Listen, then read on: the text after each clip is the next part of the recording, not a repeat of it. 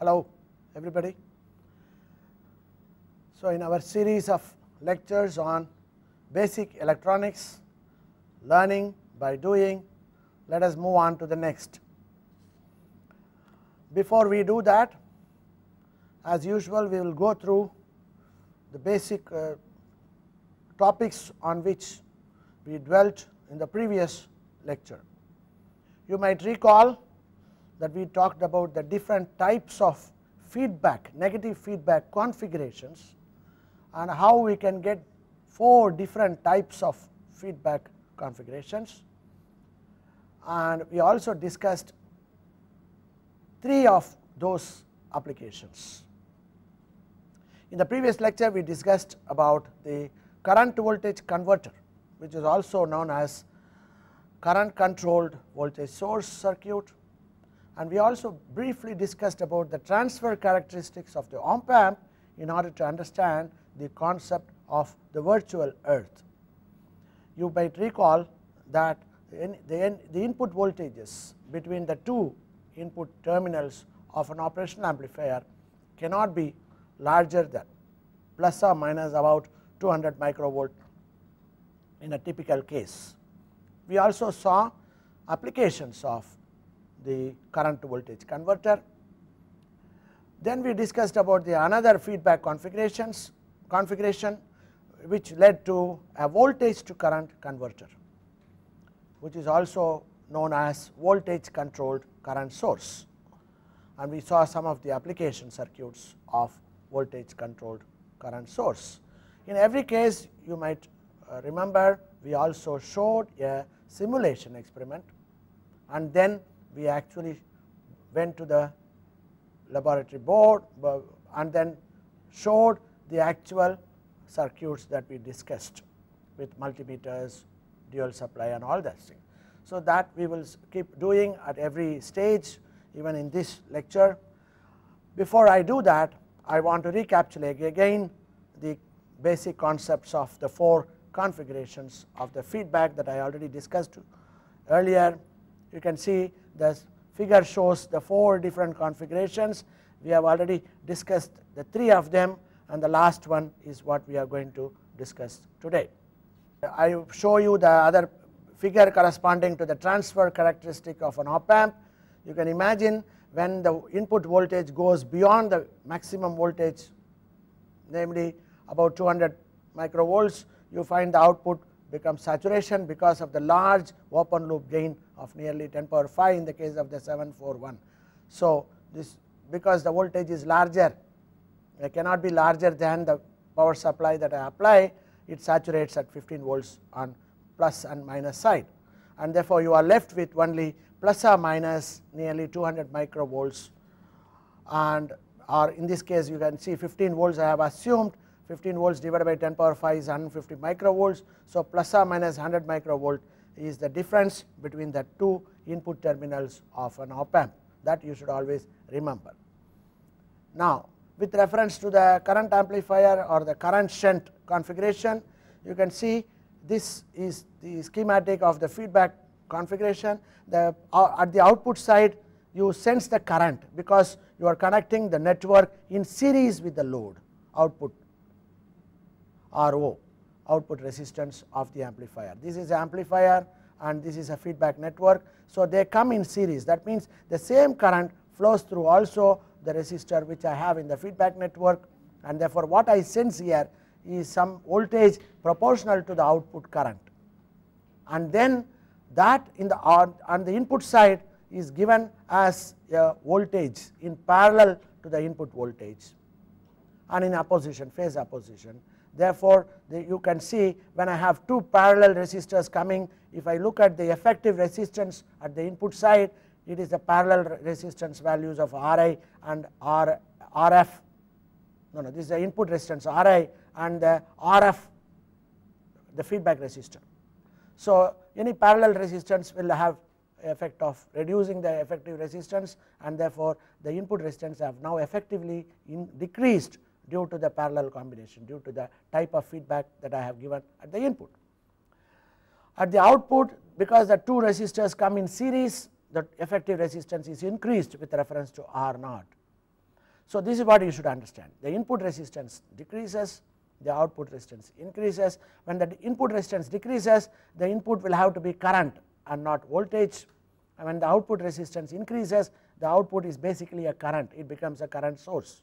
So, that is why it is called current controlled current source. The input is current which controls the output current, and therefore, it is called current controlled current source, ICIS, where the I corresponds to current, current controlled current source. Or in basically this is also called current amplifier, because effectively you will get a larger current corresponding to the input current that you give at the two input terminals. And so, the actual circuit with a 741 or similar typical operation amplifier is shown on the screen. You can see the current is sensed, the RL is in series with the feedback network, R2, R1 are the feedback part of the feedback network. So, the R1 that is R1 gets the current which is part of the I out. So, this voltage will have an influence through this resistor at the input. This is the feedback path that you have here, and this is a current source that I have connected at the input. So, we should now find a relationship between the I output, the current output, and the I in, the input current. Already I told you, because of the configuration, the input resistance is reduced, because you see along with the input resistance there is another network R2 and R1 coming in parallel. Therefore, the effect of parallel resistance is to reduce the input resistance. With reference to output, along with the RO, that RL also is coming. So, there is and R1, therefore, there is a series resistance coming in series with the output resistance. Therefore, the output resistance is effectively increased. So, that is the effect of the feedback here. And if you look at the closed loop gain, the closed loop gain will have to be AOL multiplied by R1 plus R2 divided by RL plus AOL into R1. But in this you would find the AOL R1, AOL which is a large number multiplied by R1 will be a very large number compared to RL, and therefore, I can neglect the effect of RL, and then the AOL will cancel, and what I get will be R2 divided by R1 plus 1. So, that is R1 plus R2 by R1, which I rewrite like this, R2 by R1 plus 1. So, the gain of the amplifier, in this case the current amplifier, is 1 plus R2 by R1, similar to the non-inverting amplifier.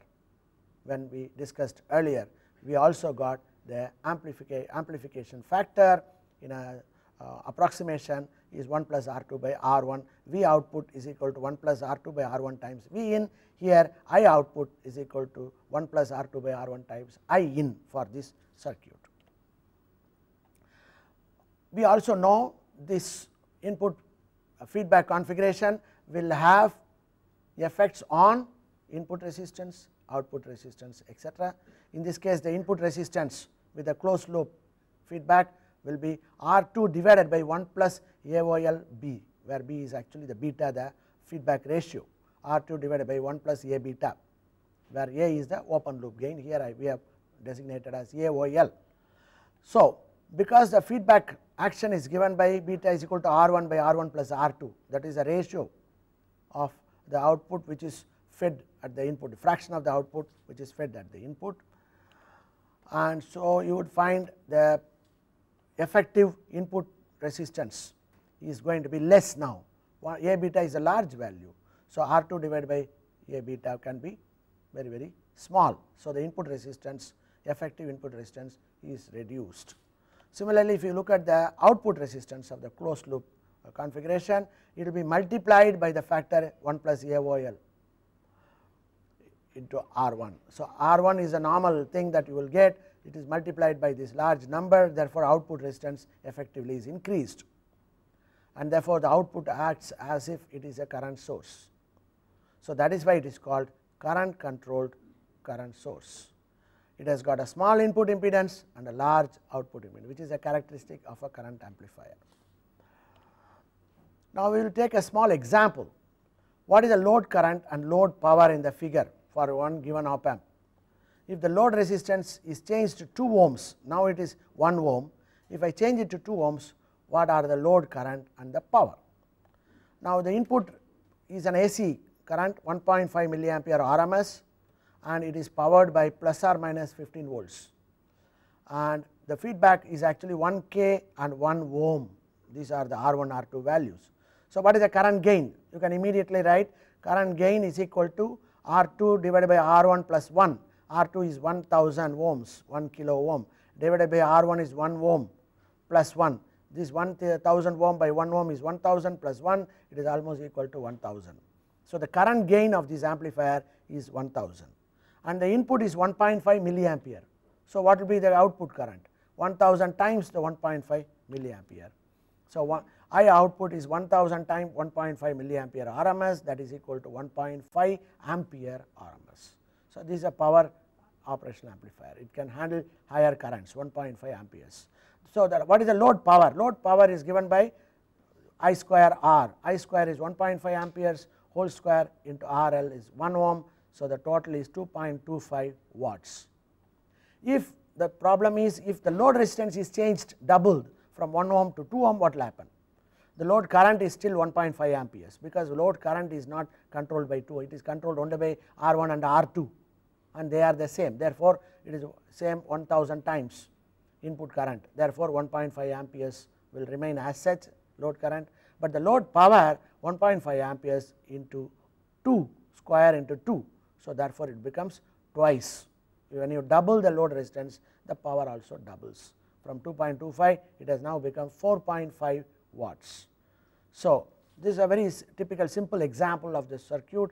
We can calculate what is the output current and what is the wattage corresponding output power. Now let me quickly show you a simulation of the circuit.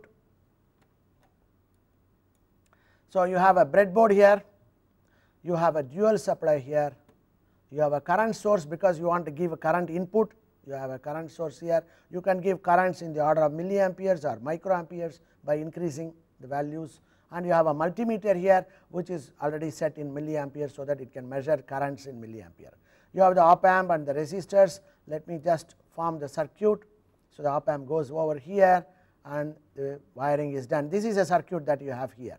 So instead of the load resistance, I have put the multimeter. The multimeter forms the load.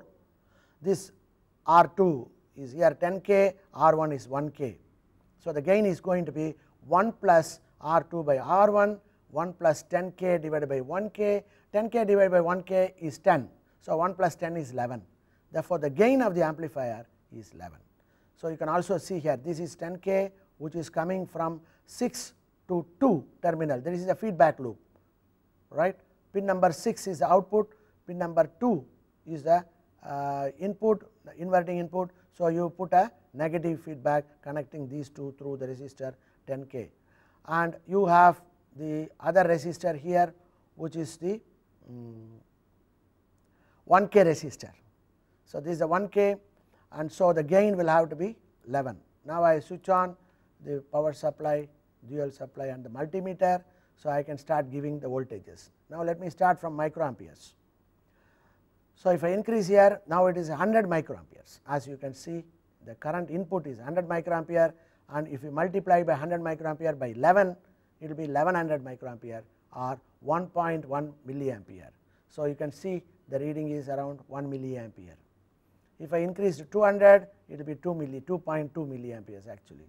So as you increase the current, you can see the output current also increases nearly 10 times. It should be actually 11 times. It depends on the actual values of the resistors. If there are some variations because of the tolerance, then this factor cannot be exactly 10, it can be slightly less or more. Perhaps that is the reason why you are getting only 10 times and not 11 times. It depends on the typical actual values of the resistor, which has to be measured using a multimeter. Right. Now let me quickly come down and then let me go to milliamperes. Let us give milliamperes. Now I give 1 milliampere and the output current is, this is 1 milliampere, the output current is 10 milliamperes. So if I now go to 2 milliamperes, it is 20 milliamperes, 3 milliamperes means 30 milliamperes. So you can see the output current is increasing nearly 10 times, which is given by 1 plus R2 by R1 approximately. So, this is an example of a current amplifier constructed with the op amp, and the wiring is very simple. You can see this is the ground, this top one, and this is the plus VCC, and this is the minus VCC, the blue line, and so the pin number 4 is connected to the bottom, which is a minus VCC, and the pin number 7 is connected to plus VCC, and you have the input current here and the feedback loop, etc. So, the wiring is exactly same as what you have here, and so this is a very current amplifier. Now, what we have to do is we have to go and perform this experiment on the experimental table. We will do that. So, you can see this is the breadboard on which the circuit has been wired. You have the op amp, you have the feedback loop, you have the 2 resistors R1, this is 1K and this is 10K, and the power supply lines are exactly similar to the simulation. You have this is the plus VCC, the green is the ground, and the black is the ground and green is the negative that is connected here in this place. You can see that this is the dual supply. Okay, the 3 line plus, ground and minus are connected here, and this multimeter measures current 2 milliampere range. This is measured in current, and there is one more multimeter at the input which also is connected to 2 milliampere. This measures the current at the input side. So, there are 2 multimeters connecting at the input and the output, both measuring currents. You have here a current source, and these are the decades. The dot here, I do not know whether you are able to see the light here. So, that is a decimal point. So, here it shows 1 0.0, that means 10 microamperes. So, 10 microamperes is the current. Right now, it is in standby position. I change and apply the current now. Now, I apply the current to the circuit. That current applied is 10 microamperes, and that is read by this current meter. It shows 0.010 milliamperes. 0.010 milliampere is nothing but 10 microamperes, as you can see. If you multiply by 10 microampere, if you divide by 1000, you will get milliamperes. So, 0.010 milliampere. So, this is 10 microampere basically, and because the gain is 11, 1 plus R2 by R1, R2 is 10K, R1 is 1K, as you can see in the circuit on the top. So, 1 plus R2 by R1 is 11, 11 times 10 microampere is 110 microamperes, and if it is in milliamperes, it should read 0.11 milliampere, and you can see it reads 0.11 milliampere. There is a decimal point here. So, it is exactly multiplied by 10 times with reference to the input current. Now, I am going to change this dial to 20 microamperes. I will change this to 20 microampere, and immediately you can go and see what the input current meter reads. It reads 0.020, which is actually 20 microamperes. Therefore, I apply a 20 microampere current. Now, I want to see what is the output current. In this multimeter, I measure the output current. It shows 0.22, which corresponds to milliampere, which corresponds to 220 milliampere. So, 20 multiplied by 11 is 220 microamperes, and that is 0.22 milliamperes. So, if I now again increase the current to 30, you can see it is reading 30, and correspondingly at the output you have 0.34, 340 microamperes. So, 11 times it is multiplied, slightly more than 11 times. I already mentioned to you the small variations that you get is because of the resistances not being exactly what we thought it should be, right. If you actually take the resistors and measure using multimeter and use that in this calculation, you would find they will match with the corresponding readings here. But you can see as I keep increasing the current, the output current also increases every times in a linear fashion multiplied by the factor 11, because this is a current source, right. Okay. Now, last time I will do some additional value. For example, I have now put 60 microamperes. As you can see here, 0.062. So, this is 62 or 63 microamperes, that is what it reads here, multiplied by 11 should be around 66 or so, and you can see in the output is around 69 or 68. So, you can see the output current is multiplied by 1 plus R2 by R1, which is the gain factor here. Okay. Right. Now, having seen the 4 configurations, you would recall the 4 configurations actually give you 4 different circuits. Each one of the for example, they gave you the following important circuits: voltage amplifier, current to voltage converter, voltage to current converter, and current amplifier. So, the 4 different feedback configurations give you 4 different circuits, which are almost close to ideal situations. So, all that you have to do is just use either 1 or 2 resistors maximum in the feedback configurations, and by which you will be able to get, with a simple op amp like the 741, 4 different excellent amplifiers. One is a voltage amplifier, there is a trans resistance amplifier, trans conductance amplifier, and current amplifier are the 4 different circuits that you got. Now, we will move on to the next set of experiments, which are very important with reference to operational amplifier, and that is called operational. Why is the name operational amplifier we have? You might recall at the beginning, at the introduction, I mentioned to you that operational amplifiers are known as operational amplifiers because they can perform different types of mathematical operations. What are the mathematical operations that op amps can perform? I have taken few typical examples on the screen. If you see, you can see what are the different mathematical operations that one can perform. Number 1 is multiplication by a constant. That means what? Y output, y is equal to kx, where k is a multiplication constant. Y and x are related by a multiplication constant. It is something, a linear relationship, y is equal to mx plus c type of thing. Y is equal to kx. In terms of the amplifier, the output voltage of an amplifier, when it is multiplied by a constant factor of the input voltage that you apply, this becomes a multiplication by a constant. So, immediately you can recognize this is nothing but an ordinary amplifier. Any ordinary voltage amplifier, the output voltage is some constant factor of the input voltage.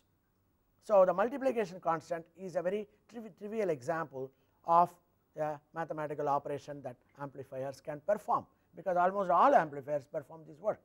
Output is some constant times the input.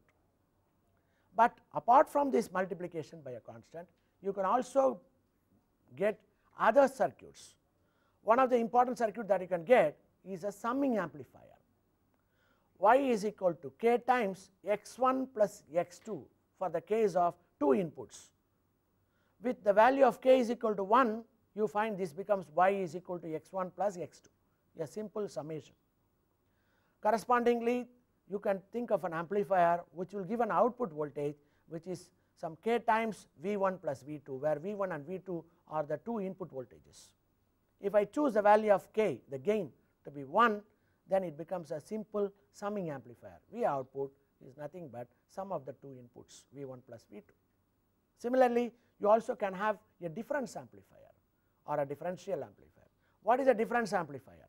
Y is equal to some constant times x1 difference x2, or when the k is equal to 1, y is equal to x1 minus x2 or x2 minus x1, as the case may be, depending upon which is higher. So, you can also think of an amplifier where the V output voltage is the difference in the 2 input voltage multiplied by a constant factor. The constant factor, when it is 1, this becomes a simple difference amplifier. V0 is equal to V1 minus V2 or V2 minus V1, as the case may be. The sign will change accordingly depending upon which is larger. So, this is an example of a difference amplifier. You also have another operation, mathematical, which is much more complex, which is called integration. You can perform an integration. Y is equal to integral of x dx or x dt, depending upon whether you are integrating with reference to time or the space variable. So, here you find, if I have a circuit where the output voltage is k times integral of V in dt, V in is the voltage input. So, it is an integral of the input voltage which is related to the output voltage by a factor k. Then this circuit performs integration of the input voltage. The output is an integral of the input. Similarly, you can also think of another circuit which will perform differentiation, y is equal to dx by dt. So, V naught, in this case output voltage will be k times dV in by dt. What is dV in by dt? Is a differential with reference to time of the input voltage V in. So, this is also another circuit. So, you can see we have 5 different types of mathematical operations to start with, which we will be discussing here. One is the multiplication by a constant, where V output is k times V in. Second one is summing amplifier, where V output is equal to proportional to V1 plus V2, the two inputs, sum of the two inputs, and difference amplifier, where the V output is proportional to the difference in the two inputs, and you have a integration circuit where the output voltage is integral of the input, time integral, and differentiation circuit where output voltage is differential of the input voltage V in. These are the 5 different circuits. Before we go to that, we will try to look at one of the first circuit, which is actually a multiplication by a constant, which is nothing but a normal amplifier, but there is a difference. We have already seen one amplifier which can be treated as an amplifier which can produce multiplication by a constant factor, that is the non-inverting amplifier, which we have already discussed. V output is equal to 1 plus R2 by R1 times V input, where 1 plus R2 by R1 is our k factor, the gain factor, the multiplication factor. You can choose where R2, R1 and corresponding to value of k that you want. So, it becomes a simple multiplication by a constant factor amplifier, but there was no phase change. You can also design a very simple circuit for producing the negative multiplication of a constant, that is called an inverting amplifier. So, let us look at an inverting amplifier. Again I have recapitulated here, y is equal to kx, or V output is equal to k times V in, and the inverting amplifier will have V output is equal to minus k into V in, where the minus sign comes because of the phase inversion. If I give a sine wave, it will become a cosine wave, it will be inverted by 180 degrees. Non-inverting amplifier also can go as a factor amplifier which will perform multiplication by a constant. I already mentioned to you, V output is equal to k times V in. Because we have discussed this non-inverting amplifier already, let me take the example of the inverting amplifier and show you a very simple circuit which will perform this inversion. In many of the books you would find inverting amplifier will be given as the first circuit, most basic circuit in op amps, because you also have here negative feedback, and the negative feedback stabilizes the performance of the amplifier, you know that. When you have negative feedback, the amplifier performs much more reliably, because the open loop gain can be different, starting from some 20,000 to some 200,000 you can have variation depending upon several other parameters of the amplifier. So, then it becomes unpredictable what will be the output voltage, but by giving negative feedback you try to stabilize the amplifier, and therefore, the amplifier becomes much more reliable. That is the advantage of introducing negative feedback. Now, I have here a very simple circuit which you might recognize as part of the old circuit that we already discussed. Here what is happening here? You find there is a feedback resistor R2 and R1, this is actually minus and this is plus, it is not seen here. So, minus and plus. So, the feedback is negative because the output is connected to the negative input, and therefore, it is a negative feedback using two resistors R1 and R2. Now, what is the output voltage in terms of the input voltage? The expression is V output is equal to minus R2 by R1 times V input. So, the multiplication factor now is given by R2 by R1. If I have R2 10k and R1 1k, I will get 10 as the multiplication factor k. V output is minus R2 by R1 times V1. where the k factor is basically R2 by R1. So, how do I get this R2 by R1 expression? Now, you can imagine without this part which is connected at the input, which is the R1, you can identify this circuit to be a simple current to voltage converter. If I give a current here, the current cannot pass through the amplifier because of the high input impedance of the amplifier. So, the entire current will have to flow only through R2, and therefore, output voltage is given by R2 times I in, because this point is a virtual earth. So, this voltage will have to be negative with reference to the earth, because the current is flowing towards that terminal, it is a negative voltage.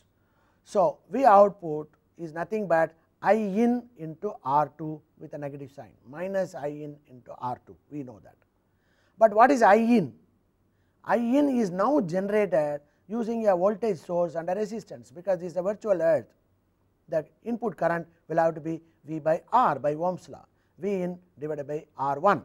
So, you can see V in divided by R1 here, that you see in the expression is nothing but I in multiplied by R2 gives me the output voltage. The negative sign comes because the current is flowing towards that output terminal from the ground, and therefore, it is negative. So, this expression can be very easily understood from this argument. And now, the voltage gain, the closed loop voltage gain of an inverting amplifier is R2 by R1, and it is inverting. That means, you know, there is a phase inversion between the output and the input. This is very similar to the current controlled voltage source amplifier negative feedback that we have employed. We already discussed that earlier, which is actually a current to voltage converter. That is why I have shown here V I in is nothing but V in by R1, and V out is nothing but R2 into I in with a negative sign. Therefore, you get the factor R2 by R1. This circuit with a feedback resistor can also be analyzed from a known theorem that we already discussed earlier. You might recall the Miller's theorem. The Miller's theorem helps you to split the RF, which is the link between the output and the input, the feedback resistor, into two components exclusively, one at the input and one at the output. You might recall that when I split this RF and put here as a shunt resistance at the input and the output, the shunt resistance at the input will be given by RF divided by 1 plus A, where A is the gain of the amplifier. So, the resistance at the input will be divided by 1 plus A, because A is very large, RF by A will be very, very small. So, this comes in parallel to the input resistance. Therefore, the effect is to reduce the input resistance enormously. At the output side, the Miller's resistance will be A times RF divided by 1 plus AIF, because A is very large compared to 1, this is almost equal to 1, and therefore, it will continue to remain as RF. The entire RF will approximately come in parallel at the output along with the load, and therefore, the output resistance is reduced effectively, because it is a parallel value. So, you can see the using Miller's theorem, we can split the feedback resistor into two components, one at the input, one at the output. The input component is almost negligible, because it is a RF divided by 1 plus A, and the output component is almost RF, because A by 1 plus A is almost equal to 1.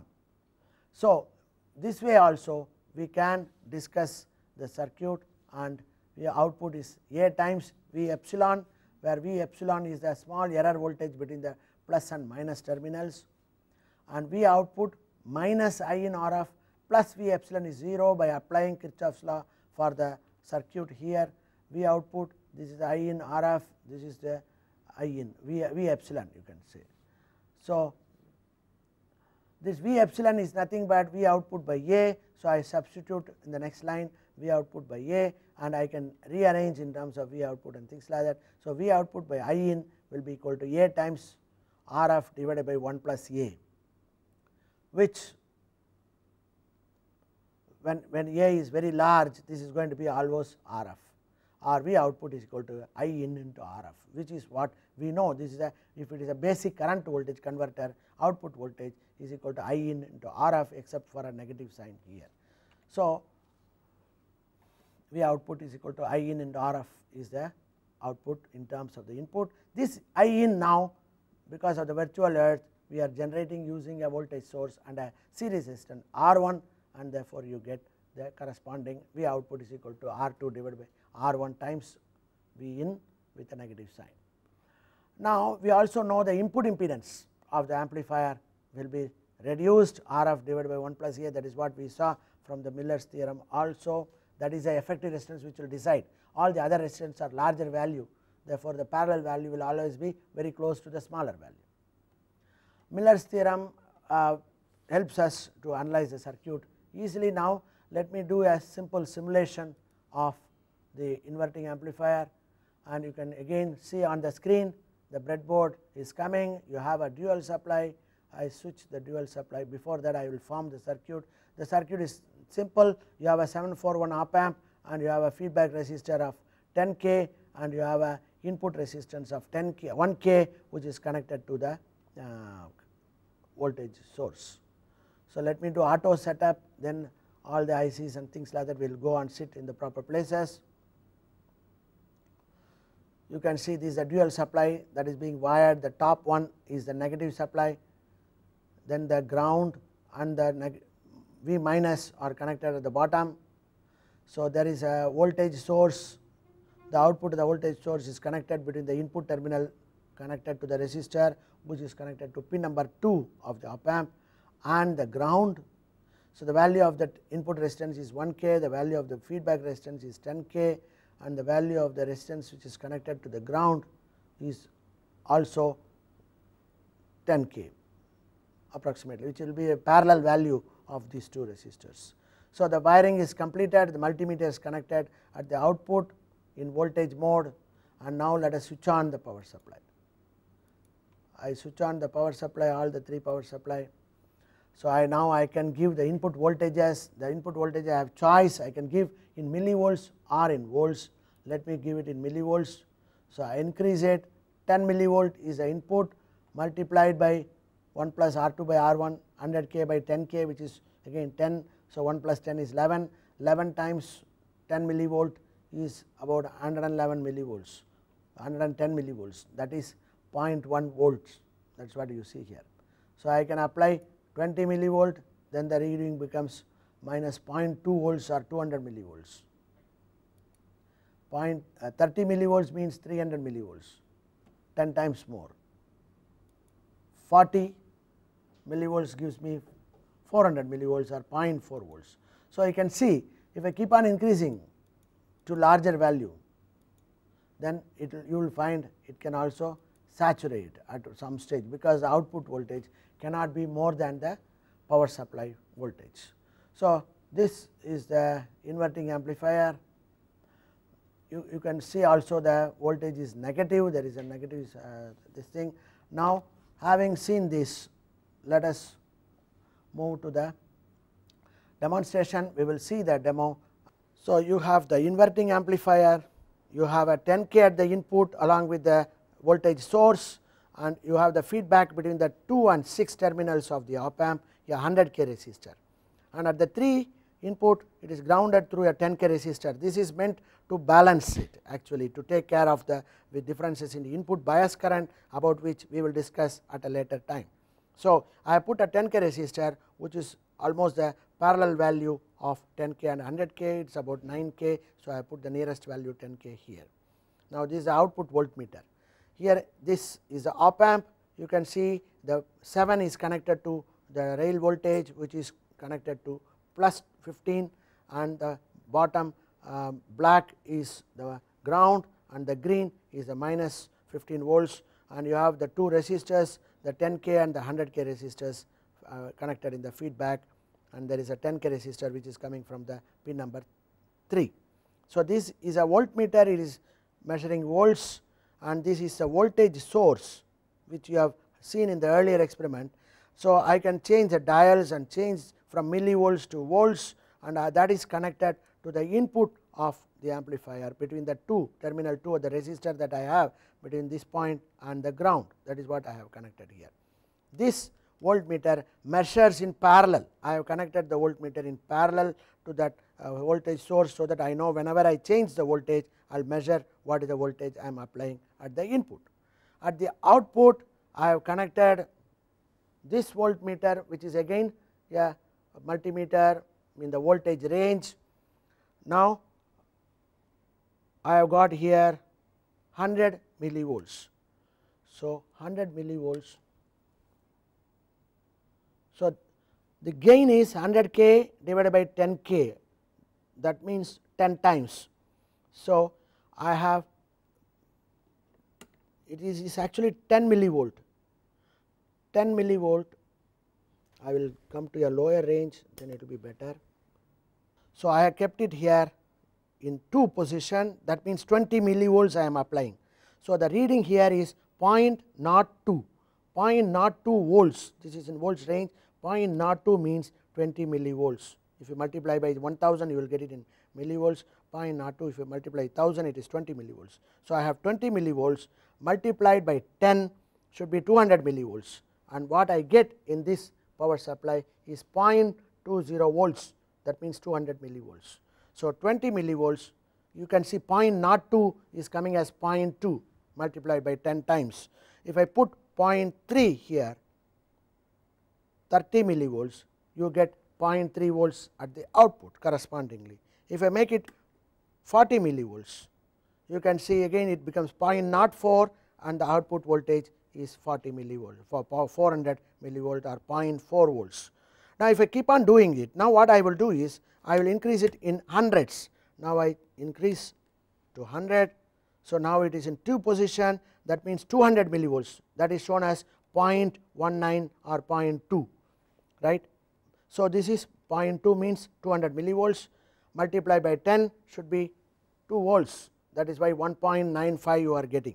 Now if I change it to 300 millivolts I get 3 volts nearly.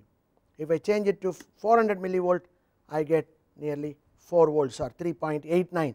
The difference, as you can see, is because the resistors are not precise. If I take 1% resistors and try the 100k, 10k, etc., you would find very close to the exact number that you think. Now if I keep on doing it, you might ask what will happen if I go to very high values. For example, now I apply 900 millivolt, you can see that 0.987 multiplied by 10 is 8.7.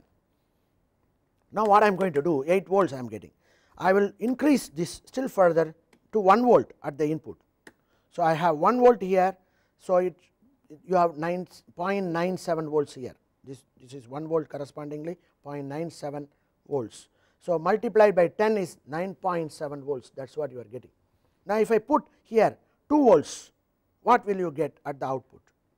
Obviously you will say 2 into 10 should be 20 volts. Let us see whether we get 20 volts. I have put here 2, it is now 1.95 volts and the output is 11.82 only. Now if I go to 3 volts, here it shows 2.93, nearly 3 volts, but the output still remains at minus 11 volts. Why? We say the op amp is now in saturation, because the input voltage is very large multiplied by the gain factor. If it exceeds the supply voltage, which is in this case plus or minus 12 volts, 11.8 is corresponding to the power supply voltage minus 11.8, and therefore it has come to saturation. So if I come to 2 volts also, it is still 20 volts cannot be shown because it is larger than 12 volts that I have applied to the op amp. So it only shows minus 11.82. If I come to 1 volt, then you see I am below the saturation limit, and therefore 1 multiplied by 10 you get 9.76. Therefore I cannot increase the voltage at the input larger than 1.2 volts, because when I multiply 1.2 volts by 10 I get 12 volts, and 12 volts is a maximum that I get from the power supply. Therefore I cannot get any output voltage larger than the power supply voltage. So that is the idea I wanted to explain to you. So you can also see another very important thing. For example, I am again giving 200 millivolt, 0.2 volts, and the output is 2 volts, nearly 1.94. But what is more important is I am applying the red to the input, the black to the ground. That means I am applying positive 200 millivolts, and multiply by 10 I should get minus 2 volts. and you can see there is a minus sign here, this is actually minus 1.95 volts. So, all the time whenever I increase the input voltage, the output voltage is always negative, that shows it is an inverting amplifier. The positive voltage is converted into negative voltage. So, these 2 points are to be borne in mind. Having seen the inverting amplifier, now we can also see a small variation of the input inverting amplifier, and the variation of the input inverting amplifier is a very useful circuit, which is useful in many buffer applications. For example, I have shown on the screen 2 circuits. One circuit, you can see the output is completely connected to the input without any resistor. There is no resistor, output is connected to input, and the input voltage is now given to the non-inverting input terminal. So, V in, V out, the feedback is 100%. When the feedback is 100%, you will find the gain becomes 1. So, A by 1 plus A beta, beta is 1. So, A by 1 plus A is nothing but A by A, which is almost equal to 1, because A is very large. So, you have a just gain of 1, but then if there is no gain, why do you talk about this amplifier? We talk about this amplifier because the gain is 1, all right, but then the input impedance has increased by enormous value, the 10 power 5 factor, and the output resistance is decreased by 10 power 5 factor, because I have sacrificed the entire gain in the feedback, and therefore, it improves every one of the characteristics by that factor.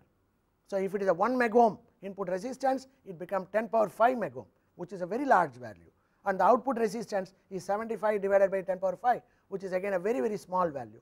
Therefore, it becomes an ideal voltage amplifier with a perfect high resistance at the input, low resistance at the output. So, this can be used as a buffer amplifier.